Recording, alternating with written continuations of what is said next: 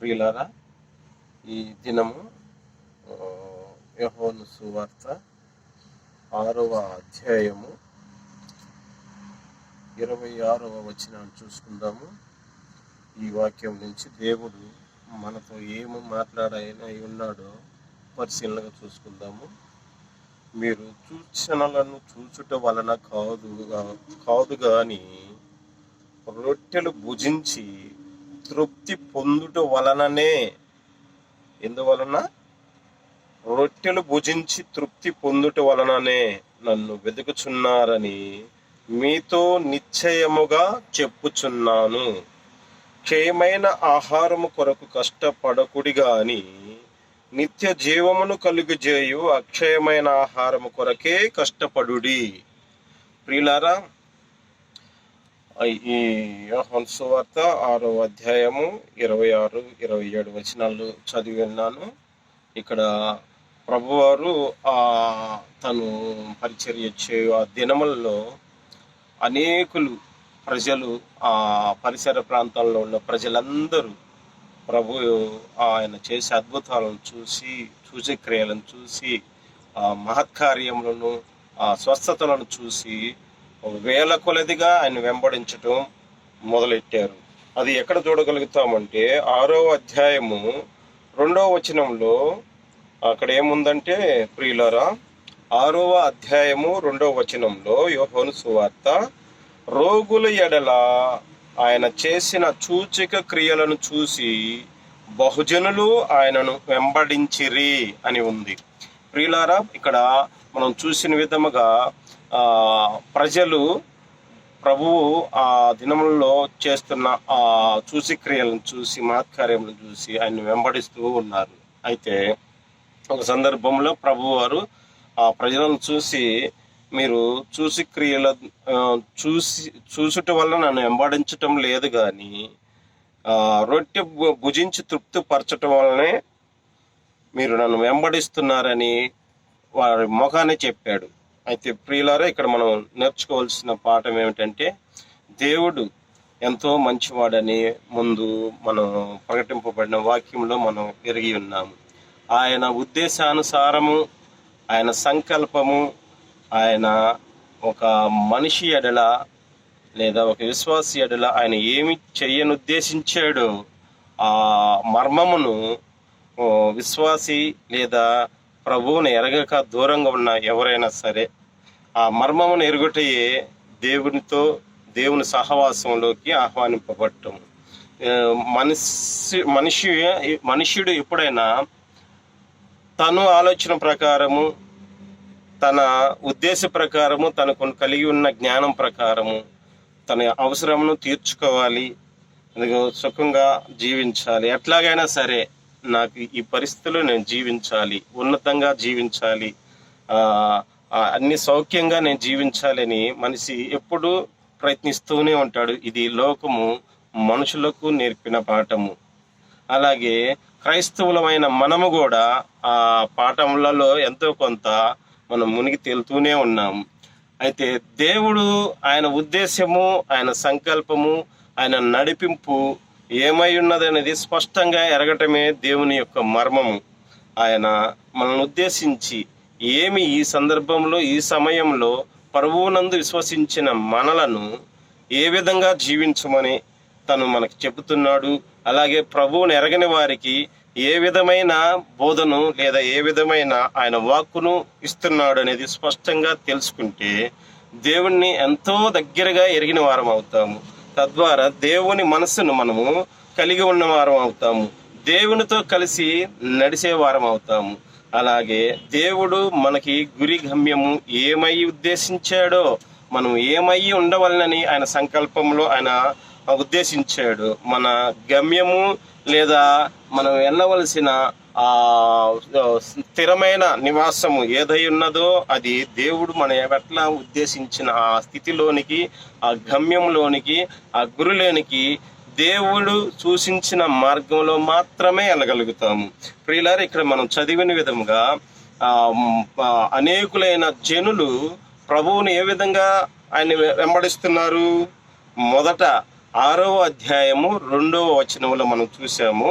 అక్కడ ఏముందంటే చూసి క్రియలు చూచుట ద్వారా ప్రభువును అనేకులు వేల కొలది ప్రజలు ఆయన వెంబడించారు. ఎందుకు వారు వెంబడించింది ఏంటి? ఇది మహా గొప్పగా ఉంది, ముందెన్నడూ చూడలేదే, ఇది దేవుని కార్యాలే అయి ఉంటాయి, ఇదిగో దేవుని ప్రతిరూపమే ఈయన అయి ఉంటాడు, ఆయన కుమారుడు అయి ఉంటాడనే ఒక దేవుని ఉద్దేశానుసారమైన మనసుతో వెంబడించారు. అయితే ఇలా వెళ్తున్నప్పుడు అలాగే 6వ అధ్యాయము 26వ వచనము 27వ వచనంలో ఏముంది? మొదట వారు చూసి క్రియలను చూసి వెంబడించారు. తర్వాత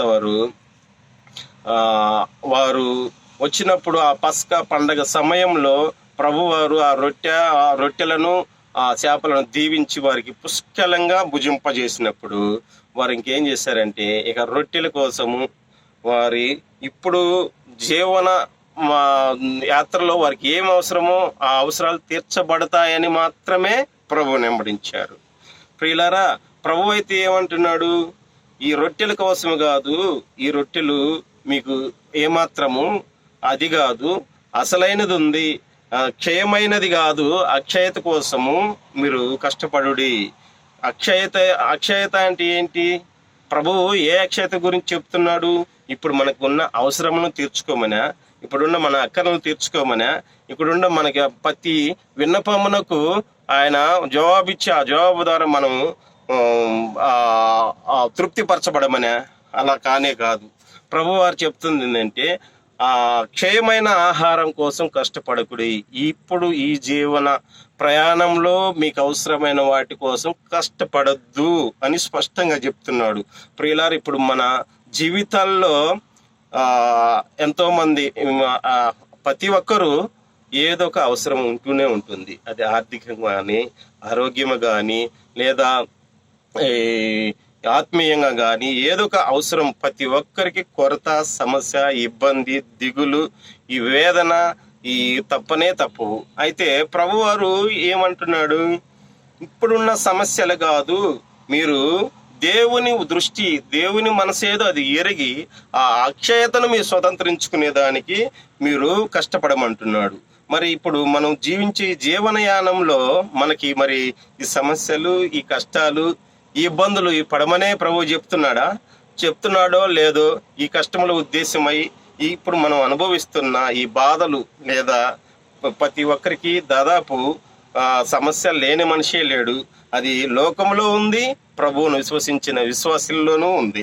ఈ విశ్వాసి తన జీవితంలో ఆ సమస్యల నుంచి ఏ విధంగా మనం ప్రయాణించవలెను, ఆ సమస్యలు కలిగినప్పుడు, ఇదిగో నాకు ఆర్థికమైన అప్పుల సమస్య ఉంది, అలాగే ఇంకొక వ్యక్తికి ఆరోగ్యపరమైన రోగాలు ఉన్నాయి, మరొక వ్యక్తికి కుటుంబంలో కలతలు, మరొక వ్యక్తికి సమాజంలో తీసివేయబడిన నీచ స్థితిలో ఉండటం, అలాగా అనేక రకాలుగా అనేక విధాలుగా ఇబ్బందులు పడుతూనే ఉండరు. వీరిలో ప్రత్యేకంగా మనం చెప్పుకోవాల్సింది విశ్వాసులమైన మన గురించి ప్రభువారు ఈ కష్టములు పడమనే చెప్తున్నాడా?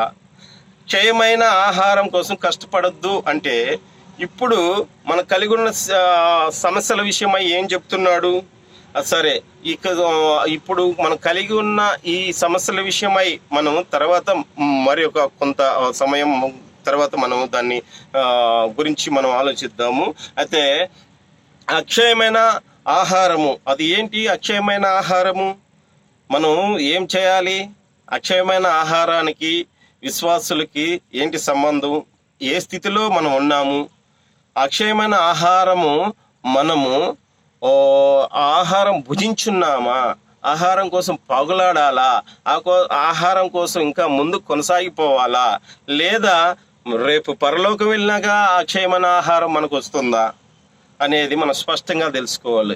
ప్రియులారా, ప్రభువునందు విశ్వసించి ఆయన రక్తంలో కడగబడి ఆయన నామములో బాప్తిస్ము తీసుకొని ఆయన ఆత్మచేత నింపబడిన ప్రతి ఒక్కరూ అక్షయమైన ఆహారము పొంది ఉన్నారు. ఉదాహరణకు నేను చెప్తాను. ప్రభు బల్లలో మనం పాలు పంపులు పంచుతున్నాము. పాలు పంపుల్లో ఆయన యొక్క శరీరమును, ఆయన యొక్క రక్తమును మనం పానం చేస్తున్నాము, భుజిస్తున్నాము. అయితే వీటి ఆ, నిజమైన సాదృశ్య రూపం ఏంటిది? ప్రభు యొక్క ఆ, శరీరము, ఆయన యొక్క రక్తము. ఆయన రక్తము, ఆయన దేహమును, ఆయన శరీరమును భుజించినప్పుడు ప్రభు వారు ఏం చెప్తున్నారు? ఇదిగో అసలైన జీవాహారము ఇదే, నన్ను భుజించువాడు ఎన్నటికీ నశింపడు, నిత్య జీవంలో ప్రవేశిస్తాడు అని అంటున్నాడు.